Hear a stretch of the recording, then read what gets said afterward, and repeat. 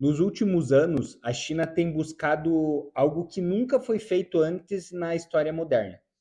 Ela está tentando reconstruir a maneira com que o dinheiro funciona no mundo. Bom, a tese é simples e eu vou construir ela ao longo do vídeo. A China, ela está reconectando o ouro à sua moeda e assim construindo um sistema paralelo ao dólar. Algumas pessoas estão chamando isso de debasement trade, mas será que é realmente isso que está acontecendo? Eu quero responder isso e também quero falar sobre o que tudo vai significar para os Estados Unidos, para o dólar e principalmente para os investidores. E por que tudo isso vai afetar juros, commodities e principalmente o Bitcoin. Antes de explicar como a China está buscando reconstruir esse sistema financeiro, a gente precisa entender por que o mundo está buscando uma alternativa ao dólar. E tudo se resume a uma coisa, que é a confiança. A confiança que o mundo costumava ter no dólar já não é mais a mesma. Apesar do mundo precisar desesperadamente de novos dólares para continuar funcionando, a confiança já não é igual. Em algum momento da história, perto de 70% das reservas globais foram guardadas em dólares americanos. Significa que a confiança no sistema americano era plena e os países mantinham sua riqueza em títulos do Tesouro americano, porque eram considerados na época os ativos mais seguros do mundo. Mas na minha visão isso começou a complicar em 2022, quando os Estados Unidos congelou cerca de 300 bilhões de dólares das reservas russas. O que o resto do mundo viu naquele momento é que, independente do motivo, os Estados Unidos pode congelar as reservas no momento que eles quiserem.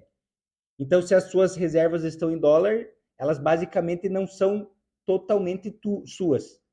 É a mesma coisa você deixar o Bitcoin dentro de uma corretora. Você está dependendo de um terceiro para custodiar os seus ativos. Então, os países começaram a se questionar se em algum momento houver uma grande discordância dos Estados Unidos. Será que isso não poderia acontecer com eles? E aí que começou essa falta de confiança. Foi assim que essa mudança teve seu início e vários bancos centrais do mundo inteiro, especialmente os dos mercados emergentes, começaram a reduzir a exposição em ativos americanos e comprar ouro. Esse gráfico aqui mostra o quanto a China possui de ouro nesse momento e como tem sido as compras deles. Você pode notar o momento em que a China simplesmente disparou em compras de ouro. E sabe qual foi?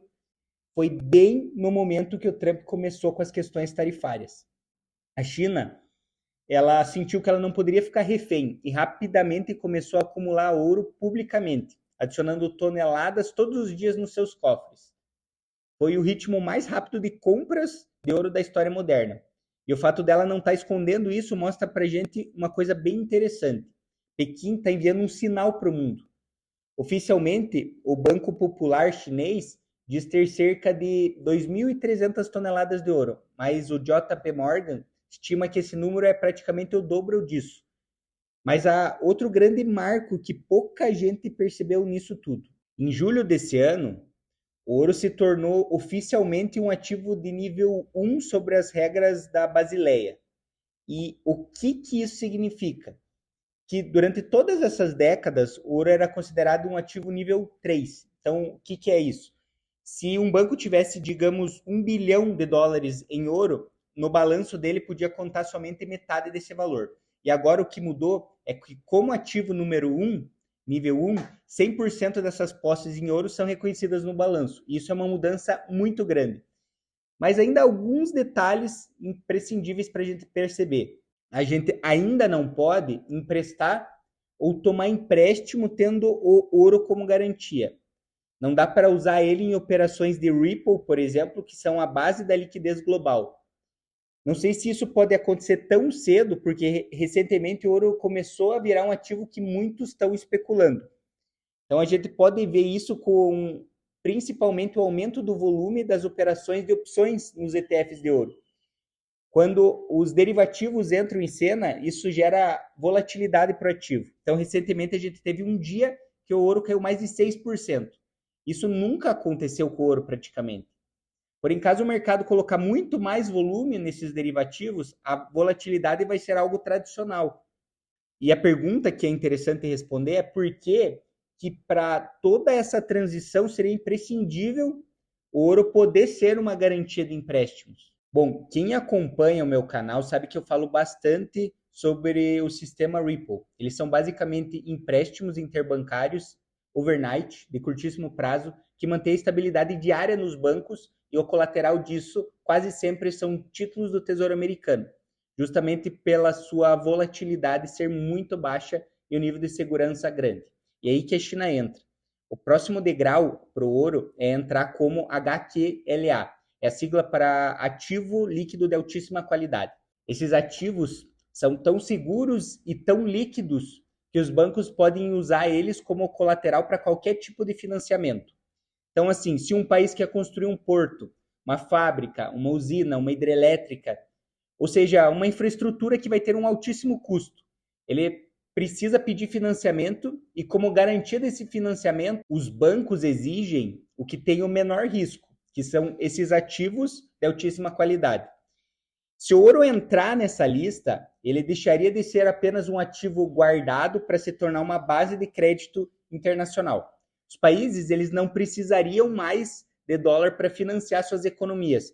E é aí que o jogo geopolítico começa a entrar em cena, que os Estados Unidos não vão deixar isso acontecer de forma fácil. E isso leva a gente à cúpula dos BRICS que aconteceu em maio. Porque durante anos a China tentou convencer os países do BRICS a usar o yuan nas trocas comerciais.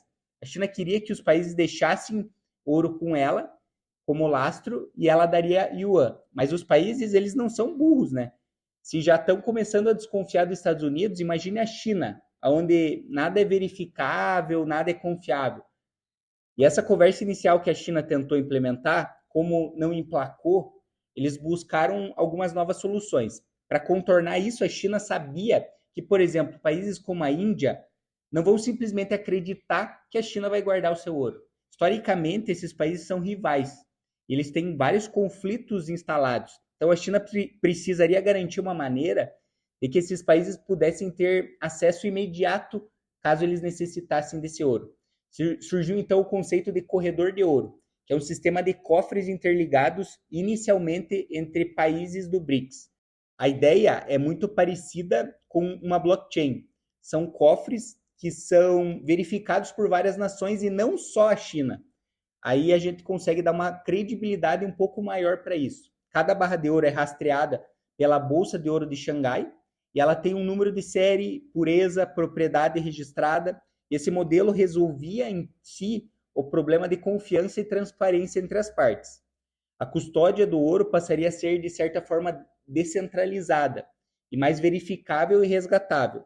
Eu falo de certa forma porque sempre é passível de manipulação. Até quando a gente fala da China, a gente sabe disso. Agora a gente tem o maior problema, na minha visão, que é a volatilidade do ouro atual. O ouro só consegue ser considerado um ativo de altíssima qualidade se ele não tiver muita volatilidade, como os títulos americanos. Então, a China se propôs a fazer uma espécie de média ponderada do preço dos últimos 200 dias, fazendo com que assim a variação fosse muito menor. Porém, como isso ainda não foi testado, para mim ainda é muito teórico. A gente sabe que o mercado americano consegue manipular o preço das coisas, principalmente, como eu falei, quando os derivativos entram em cena, porque o montante financeiro fica muito maior. Então, digamos que essa implementação ocorra com sucesso. Qual seria o próximo passo chinês para ir desbancando cada vez mais o dólar? Que é entrar no pote de ouro, que é o financiamento do desenvolvimento global. Essa foi a chave da capilarização do dólar ou do euro-dólar que ele vem fazendo há décadas. Isso direcionou o crescimento de países como Singapura em se tornar um polo mundial econômico. Esse plano tem algumas situações muito interessantes na minha visão. Se você for pensar na África, é um continente que tem reservas gigantescas de ouro e metais preciosos.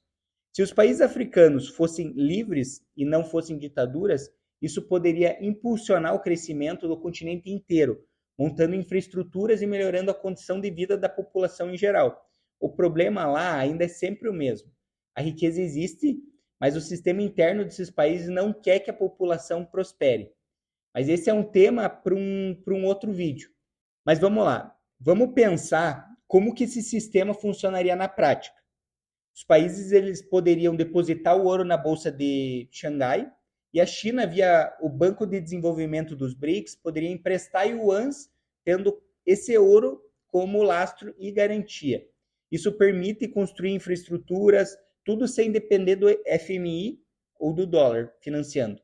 É assim que, em teoria, a China, independentemente do mercado internacional aceitar ou não, ela entraria como o ouro sendo um ativo altamente líquido. Agora, vamos começar a entrar um pouco mais nas nuances desse processo. A primeira coisa é que os Estados Unidos sabem disso. Se eu tenho estudado sobre isso e eu sei, então com toda certeza eles já sabem disso há muito mais tempo. Os movimentos americanos já começaram e a gente não percebeu ainda, mas os Estados Unidos repatriaram o ouro que estava armazenado em Londres, mesmo com um custo de transporte gigantesco.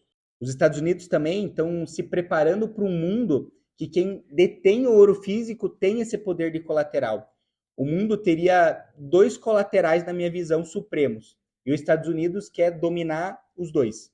Os Estados Unidos ainda têm o maior estoque oficial de ouro do planeta, que é cerca de 8 mil toneladas, mas boa parte estava fora do país, especialmente em Londres, que foi o que eles trouxeram de volta para os Estados Unidos. Repatriar esse ouro é um sinal que eles podem estar se preparando para esse novo jogo. E então, o que isso significa para o preço do ouro? Hoje, bancos centrais, fundos soberanos, fundos de pensão, eles mantêm menos de 10% das suas reservas em ouro. Como o preço do ouro vem crescendo nos últimos anos, ele vem se tornando um percentual maior do portfólio. E algumas recomendações sugerem que o ideal seria ter cerca de 30% das reservas em ouro. Essa diferença de 20% representa trilhões na demanda nova que ele pode ter. E diferente do dólar, o ouro não tem quanto você quiser, ele precisa ser minerado. E essa pressão pode empurrar o preço do ouro para níveis nunca vistos antes. Alguns analistas acreditam que o ouro pode chegar próximo de 10 mil dólares em alguns anos. E o que isso significa para os investidores? O ouro é a única alternativa de crescimento rápido agora? Aqui então eu vou dar a minha opinião, e a resposta é não. Existe uma correria não só atrás do ouro, mas também de um outro ativo, que é o Bitcoin. Quando você observa esse xadrez global, faz sentido você imaginar por que o ouro e o Bitcoin estão muito na mira dos governos. Se eu fosse um país tentando acumular esses ativos, eu deixaria o preço disparar antes de ter tudo quanto eu quero? Então a gente vê uma divisão mundial muito clara.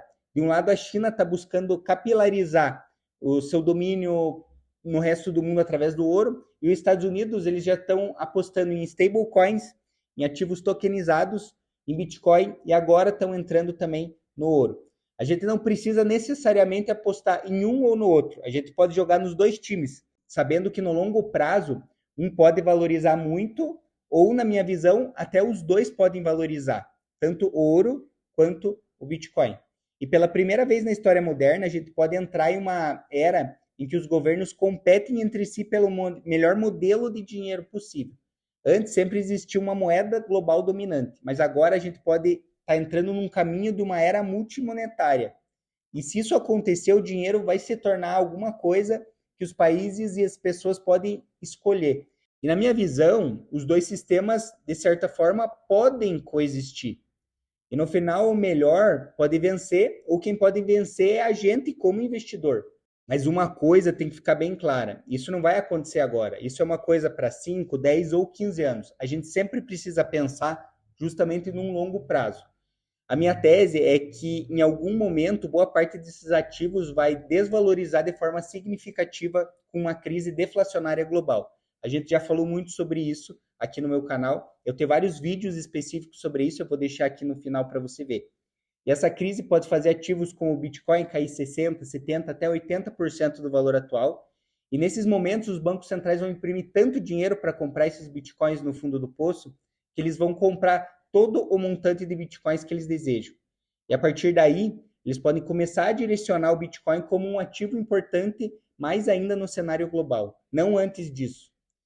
E caso você queira estar preparado para estruturar a tua carteira para esse momento, que para mim pode ser uma das maiores transferências de riqueza da história moderna, clica no link que eu deixei na descrição aqui embaixo e vem falar comigo. Nos vemos lá. Um abraço.